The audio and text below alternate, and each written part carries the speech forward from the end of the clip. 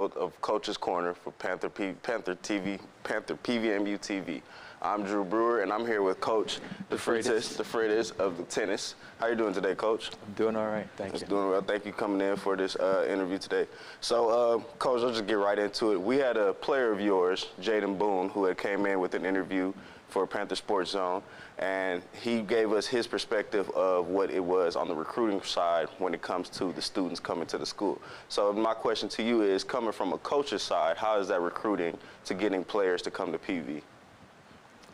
Well, being Coach Dwayne's volunteer assistant and working with him with the recruiting, it's all about the fit and the relationship to PV, right, and understanding the historical context of coming to an HBCU. So those selling points, they come visit the campus, they see the makeup of the campus, how beautiful it is, and those things. So there are a number of selling points that go into it, and of course, we're looking for top flight tennis players. Top flight. Yes. I like that. So in tennis, most of the matches are singles with coming into doubles, and the doubles matches, you only get about 1 point for winning at least about 2 out of 3. So how does the teamwork play in part when it comes to practice and training, when it comes to getting ready for those matches? Well, the doubles point is important because you play 3 matches, 3 one-set matches for that 1 doubles point. So that match and then 6 singles matches. So that's a total of 7 points. So it's critical to get that doubles point because then we go into singles. We only need to win 3 matches. So the training now, as we prepare, we're always focusing on playing excellent doubles, right? So we have to be solid in doubles because then that will carry over into the singles.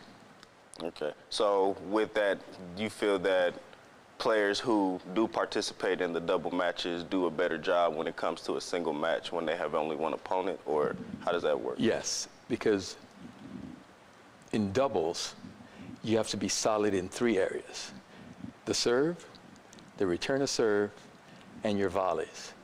And those 3 elements are needed in your singles because the return of serve, especially in doubles, you have to keep it away from that net player. So in singles, you don't have somebody that's essentially your accuracy is much better on the returns, right? Because when you're playing doubles, you have to avoid the net guy, or on the girl side, you have to avoid the net girl. So you become a lot more accurate in your returns, your volleys become more solid, and your serve has to be accurate because you have somebody else that's depending on you to get that serve into a certain spot. Okay. So coming from Panama and the Caribbean and there, how was the transition when it comes to the United States, and how do you see that as a turning point in recruiting internationally or domestically? Like, do you want to keep it as domestic as possible, or are you looking outsourcing outside of the United States to bring kids to PV? Well, the way Coach Dwayne does it is he has a good relationship. He, being from Barbados, has a solid relationship with coaches there because he's from there. He played there, played on their international team, played on their Davis Cup team. So that foundation has brought us some solid players. Like currently we have one on the women's side. She's our #1 player, and she is the top girl in the SWAC. So those connections make us a more solid team. And domestically, we also have some solid players from the area. So those are the areas we're trying to continue to grow. So it's a good mix, right, of what we can find, because PV, as of right now, is not the top choice they're going to select, right? They go, oh, A&M or PV, well, they have a few more resources over there. But now we have tried to convince them, like, hey, we're trying to build something bigger here, because right now it's like, oh, they're a little HBCU, they're cute and all, but we can beat them. Right. But we now have to reorganize our own mindset as to how we're going to approach the A&Ms, the Texas, the Houstons. Yeah. So I know we talked earlier when it comes to you and Coach Williams, you guys have the combination of both men and women tennis. but how is it for you guys when it comes to the difference of the team? So, focus more on the men's side where he focuses on the women's side. So how does that combination help the team get better? No, we actually both focus on both of the teams.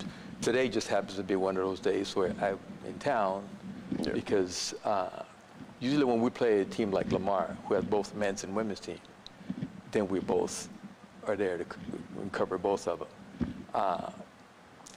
And some of the SWAC teams only have women's teams, so then the men's will go, and I may stay here and practice with them. So it's usually a nice little combination as to how we approach who's going to take the guys today or who's going to take the girls. Then we have a graduate assistant also with us, and she tends to focus a lot more on the girls' side. Okay.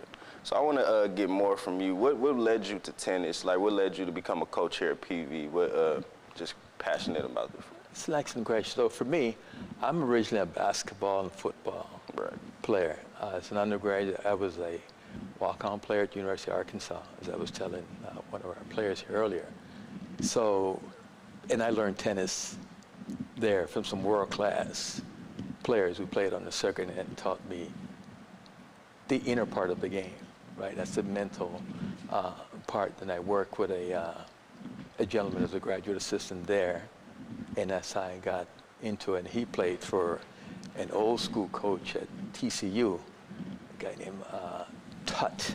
He's an old school guy that played and coached some of the old world-class players. So I learned the foundation of the game early, so that led me and kept me involved in it. I taught it to my son, who played at Northwestern, and now is graduating from a place like UCLA. So then I worked with some top juniors who Coach Wayne recruited to bring here. So when I came to do my graduate work, I was like, hey, I think I can help you with your team, man. It's like, really? So then we hooked up and realized we had some things in common. And it's like, sure. Didn't have any money to pay me, though, but I'm here as a volunteer. That's good. Well, Coach, I'm glad that you were able to come in for this interview to discuss more about the tennis aspect side of it. I know tennis is one of those sports, especially here, that is not looked on upon as much, and we're trying to get that focus of to show that, this is a school that hosts champions, not just the major sports like basketball and football, but sports like tennis and others that really just need more of the spotlight to get more of their point across to show that they belong. We just got to get that ring. Then they'll still got to get that ring. Attention, get that ring, and we'll let them know, PV, home of the champions. When we come back, we'll talk to softball player Kaylin Mesa on the words of when it comes to softball. We'll be right back with PVMU TV Sports Coaches Corner.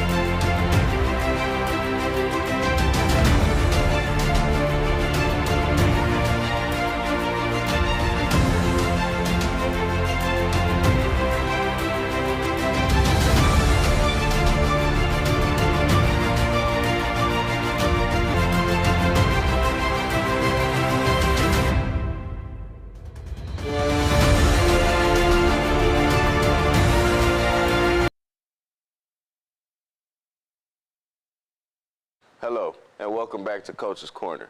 We have player Kaylin here with us for softball. Kaylin, how you doing? I'm good. How are you? That's doing great. So, Kaylin, as a freshman, how is it learning from the upperclassmen from the softball team? It's really nice to have an upperclassmen that are like there and want you to be successful. We are a pretty young team. We do have a lot of sophomores and a few freshmen, but even they they support you. They want you to do well, and it's nice to just have them having your back and knowing that they want you to be successful. Right.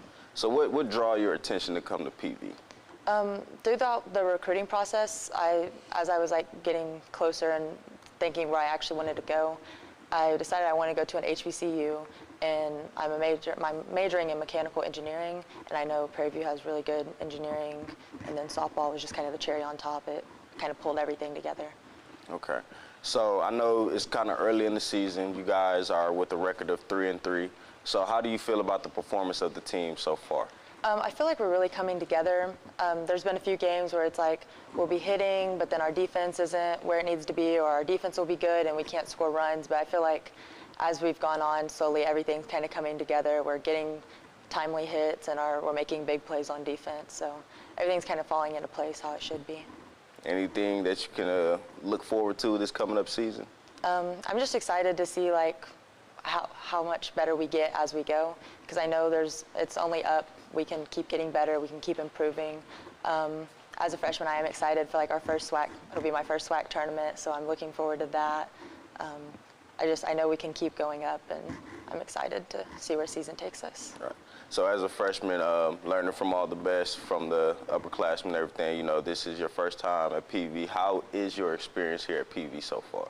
I really love it. It's such a family atmosphere. Just even the first time I came on campus, like last year, just to come watch a softball game, I met some of the girls and they were already so friendly, and I hadn't even been on campus for more than a couple hours. And just walking around campus, everyone, it's such a family environment, and there's just good vibes everywhere. Everybody's has Any your good back. memories you have so far? I would say probably like one of the most memorable things so far would be like Panther Camp, like that first week you're there, because it's like all of the freshmen are on campus, and it's like nobody knows each other, yet we're all sitting here and like we're walking around campus together, and it's just like you instantly meet new people that, like I'm from Arkansas, so like I didn't know anybody coming here, and you just instantly meet so many people and just kind of do things that, I don't know, it was exciting to just be together and meet new people. Right, that's good. So with softball coming into your season, you know, with the 3-3, you said that you feel the team you can't wait to see you guys get better. Is there anybody on the team that you can see now that you feel is a very standout player that really amplifies what you guys stand for as a softball team? Our catcher, okay, so I'm a pitcher, and our catcher, Viviana, she has so much energy, and you can tell she's a player who just wants to win. She works hard. Anytime I'm in the cages, she's one of the people who will come up, and she's in the cages putting in work too. She's been hitting phenomenal. Like she's getting on base almost every time, and just the energy she brings to the team kind of hypes everybody else up, and it's just she's doing great. And I'm excited to see how much better she goes from here. It's just I can see it just slowly going up. That pitcher-catcher connection, yeah. You know, that's something that's very in baseball. It's really something that really gets you guys going. I know as a defensive-wise, you know, you got to try to get the strikeouts. You guys got to communicate to get the certain areas of who you guys go. So out of your season, how do you see any toughness coming in from the competition within the SWAC? Like any teams that you feel that you guys need more not training, but more intuition on how to go forward with playing that team? In our preseason games, we've already played Alabama State, who won SWAC last year, and I felt like for us that was a good, like, kind of see where we're at, since, you know, they won SWAC last year, so that's probably like kind of the top of what's coming back. And I would say that it was really early in the season when we played them, so I think now with our defense being solid, I think we're ready to play them again, honestly. I'm excited to see. I'm ready for SWAC. So, ready for SWAC. Yeah. Alabama State, watch out now. You know, we're coming out here, so about to do our thing. So, you know, as playing in the softball, that's another one of those sports that, you know, is kind of overshadowed by baseball. And how do you see yourself and the team getting more of the spotlight to show PV and around PV and surrounding areas that you guys are here, you guys are ready to win, and this is what we're trying to do? I think it's just part of making those connections, because I know like a lot of the softball girls will go support the baseball team and then they come support us. And then if we can slowly get more people to come and we support them, they support us. It's kind of like a mutual, all the athletes, we got to have each other's back, and we got to understand that some of these like softball who aren't always getting the spotlight, like let's get them the spotlight some. And honestly, just like winning, like you said earlier with tennis, bring home a ring and people pay attention. Yeah, bring home that ring and everybody go come. Everything. Well, thank you, Caitlin. I appreciate you coming in for this interview. Thanks I know getting the player side of it, that's something that we always want to look forward to, as well as the coaching. But, at the end of the day, the coaching trains you, but you are the one that's actually out there on the field playing. So I appreciate you coming in for this interview, and thank you for that. Thanks for having me. When we come back, we'll have men and women's track field coming in for an interview. You'll be right back after this.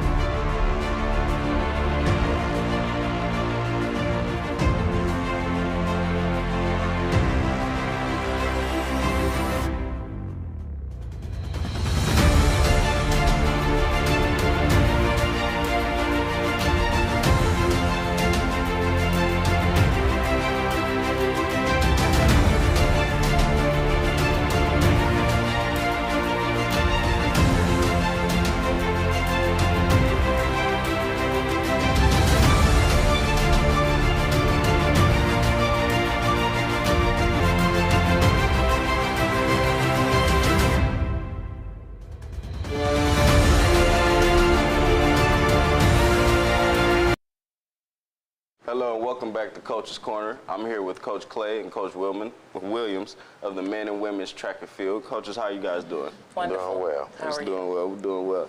So I know we just talked about, we got to get out there first about the meet coming up this Friday. How you guys excited about that? How you guys feeling about the meet coming up? I'll let Coach Clay go. Oh, it's Prairie View Relays. It's one of the largest events that we have here at Prairie View. I've been participating as a student athlete since '97. So, I'm able to see how it has advanced, and the schools, the high schools, the collegiates, and it's just an exciting moment for us.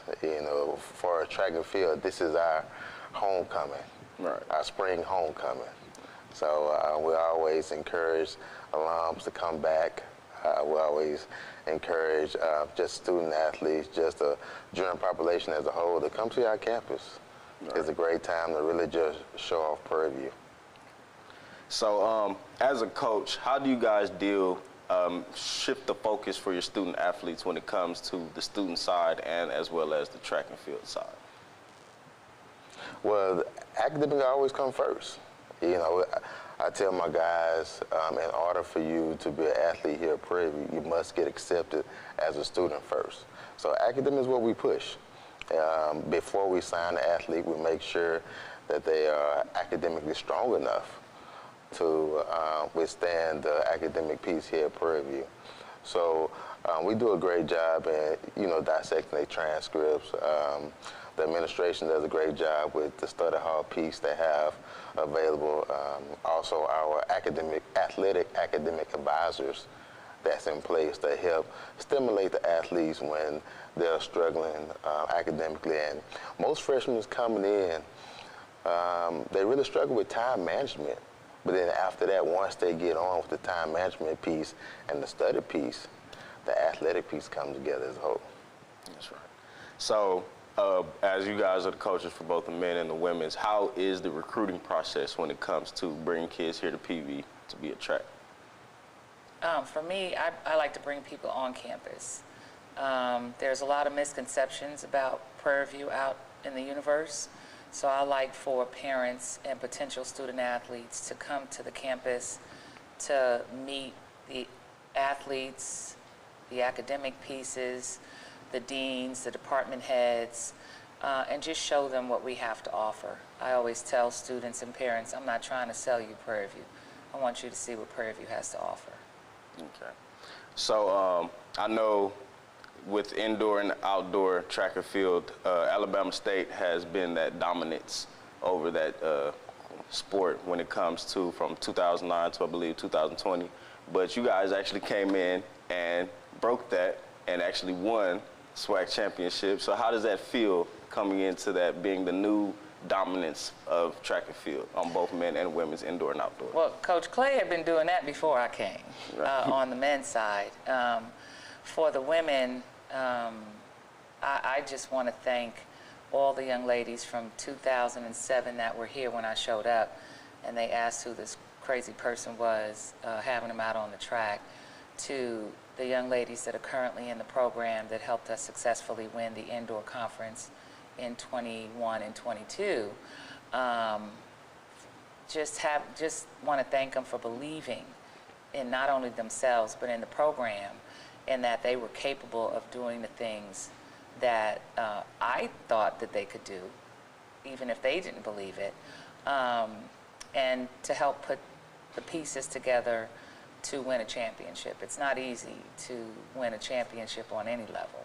So I'm extremely proud of them, and I always tell them you're not competing against a team, you're competing against yourself. So as long as you keep that as the focus, no matter what team is winning, you're going to get them. Right. So I kind of want to get both sides from the women and then a side from the men. So we'll start with the women first. How do you expect the same success this year when it comes to outdoor as well as indoor track? Of course, yes. The plan is to win outdoor. You have events indoor that you can't contest. So once you go outdoor, some of your athletes that have to compete in indoor events that you don't have, they shine outdoor. For example, 400-meter hurdles aren't contested indoor, but they are outdoor. So you may move your 400-meter hurdlers to an 800 or to a 200 or to a 400, but once they move into their premier event, they're going to shine. So my expectation is that we win the outdoor conference as well, and that we go beyond that to the NCAA regionals and NCAA championships this year. Coach Clay, same question for you for the men's side. Well, on the men's side, we're always looking to win indoor and outdoor.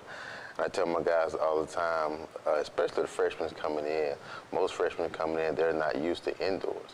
So outdoors is their element.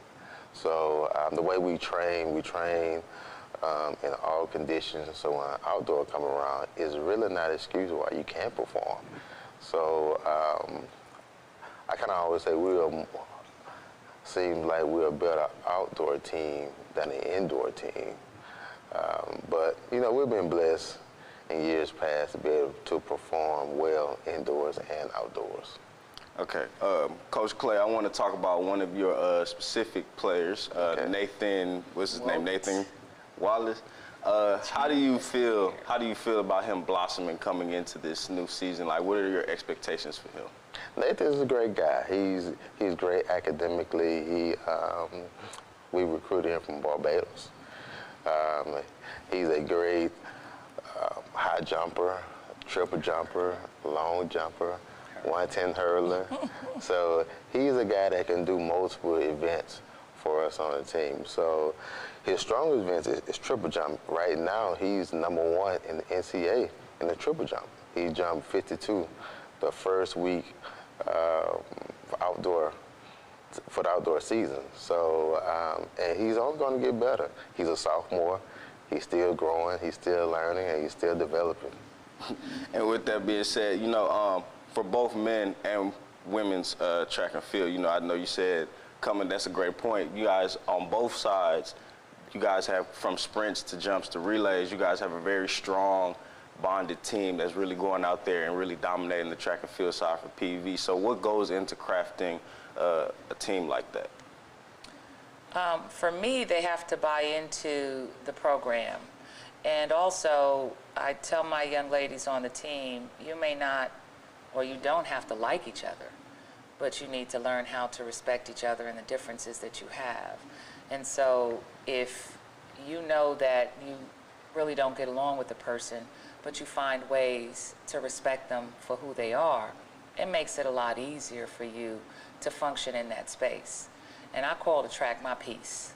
So I don't want anyone disrupting my peace out at the track. So when they come out, they come to work. They come to take care of business, because we only have them for a brief period of time at practice. The rest of the day is theirs to go and do whatever they choose to do. So I think outside of the track and field element, once you get the young women, and they get along very well with the young men, we work well together, once you get them to respect each other, everything else kind of falls into place. Okay. So for both coming from women's and men's, how do you guys feel about your teams right now? Like, what is the expectation moving forward? Like, at this moment right now, I know early into the outdoor season, like, how are you guys feeling coming into the season? My guys, they feeling good. I'm feeling good about my team. They're feeling good about themselves. In practice every day, they continue to push each other. Our guys, they have a brotherhood. It's like a brotherhood. You know, I tell them all the time, if you all train with each other every day, you should push each other every day. You know, don't worry about your feelings. You know, worry about the guy beside you. And I tell this guy beside him, don't worry about your feelings, worry about the guy beside you. So if we take our feelings out, and, you know, we can push each other throughout the practices. So, you know, my expectations and my feelings about this outdoor season is extremely high.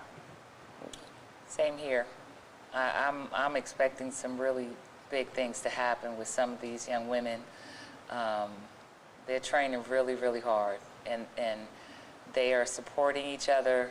They have some sayings for some days that we have out there. I think it's like Body Bag Monday or Murder Monday and Body Bag Wednesday. But what I like is that even with the freshmen, or I have a few transfers this year, which I usually don't bring in a lot of transfers, they have bought into the system that we have in place because they're seeing the results. And so it makes coaching a lot easier because it's something tangible that our athletes, okay, you were running this last year, now you're running this, oh my God, what did you do? Well, you do this, and I'm pretty sure you're going to do the same thing. So it makes it a lot easier. So I have really high expectations for the young women this year. So for the years that you guys have been coaching here at PV for track and field, how have you seen the turnaround in the years to come from when you guys first started as coaching to now? Well, just the entire preview and the landscape has changed since the beginning of my coaching career. We have a lot of new buildings on campus. We have a lot of new like stadiums, standalone track. So we have really, now we really have a athletic complex. You know, when I first arrived in coaching, we only had a football field and a track within the football field. And we didn't have a soccer stadium. We just kind of had a field that softball practice on, you know. So, you know, now we have an athletic complex that can really, that we can really show off here at Prairie View. And I think our athletes, they have buy-in to the program and to continue to move forward. And, you know, just to let them know, now you didn't create this, but you came into it. So now you have to make things better for the next generation of athletes that's coming in behind you. So, you know, I try to ingrain in them that, you know, you all are trailblazers now. You know, you have what you have now, but you have to create something better for the next generation. Anything to add? And for me, when I came in, I think I had maybe 10 or 12 athletes. And now I carry usually about 36, sometimes 40. But what I've seen is the quality of athletes that I'm able to solidify as recruits has changed. So my qualifying standards have changed because the athletes are coming in better from the ones that have been developed before them. And so it has allowed me to really work those athletes a little bit harder because they're physically and better. Not taking anything away from those that came before them, but they're just better athletes at this time. So having the facility and the academic programs that we have here are solid. Having all those things, it makes recruiting a lot easier for me. When I first came, it was extremely difficult, but it's getting better, and I can appreciate that. And I'm actually happy that I stayed to just continue to push and push and push to build the program.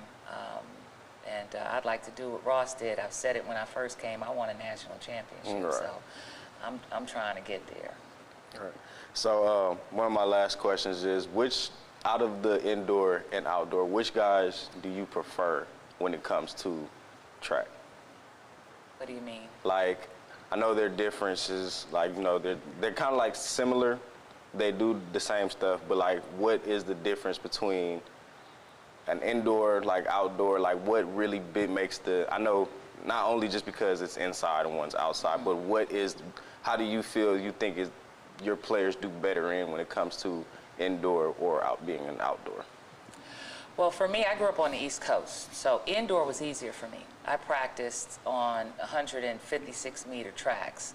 Now they have 200-meter tracks, so running a bank track was easy and simple for me. Here, it's difficult for indoor because you don't have indoor facilities to train on, but you have to compete on an indoor track. I think it's more difficult for a distance runner indoor because 800, instead of 2 laps, it's now 4. 400, instead of 1 lap, it's now 2. And I think it's more difficult for guys because they're taller, and the track size is not as wide as outdoor. I think indoor running, and that may be why in the NCAA you only get top 16 in the country in an indoor. Outdoor, you get top 48 per region because athletes can really open up and do better outdoors. So you have more athletes being successful outdoor than you have indoor. So I think if I were to weigh it, it's not about the athlete. The season indoor, for me, is a lot more difficult than the season outdoor. So when an athlete is really, really successful indoor, that means that their outdoor season is probably going to be stellar. You agree with that, Coach? Absolutely, absolutely. And a lot of the recruits we recruit from out of high school, they're not used to a long indoor season. They are kind of used to an outdoor season already. And really for us, indoor season is actually our winter season. Right. And outdoor is our spring season. So, you know, you have to learn how to train outdoors for a winter season in January and February, your two coldest months. Compared to outdoor season where, you have the right weather, it's sun, it's warmer and less rain, and now you can open up and really work on speed, turnover, and things of that nature. So it's a difference, but, I love both indoor and outdoor, but indoors, you only have your conference and then a national championship. Outdoors, you have your conference, your regional championship, then the national championship. So you have a little bit more flexibility in the outdoor season. All right. So with Alabama, you guys taking over their spot as #1, how are you guys feeling about this new season? Like now that everybody's coming for you, since it's PV #1, there's everybody else. Like how are you guys prepared for that? Everybody coming for now, y'all. Well, we've never really thought about Alabama. When we start the season, we create plans within our program. That's always been our mindset. Prairie View has always been #1. Now, yes, if we fall short, we fall short. But we get back on the recruiting trail, we get back on the training cycle, we get back up, and we keep pushing. So, if we train for one school, another school can come back and get us. Right. So, starting the season, we forget what happened last year. Like, I know Prairie View men won outdoors last year. We done put that out our head. Now we are building for this year. We're not trying to defend nothing because last year is over. We're trying to gain more momentum. Yeah, I don't chase teams.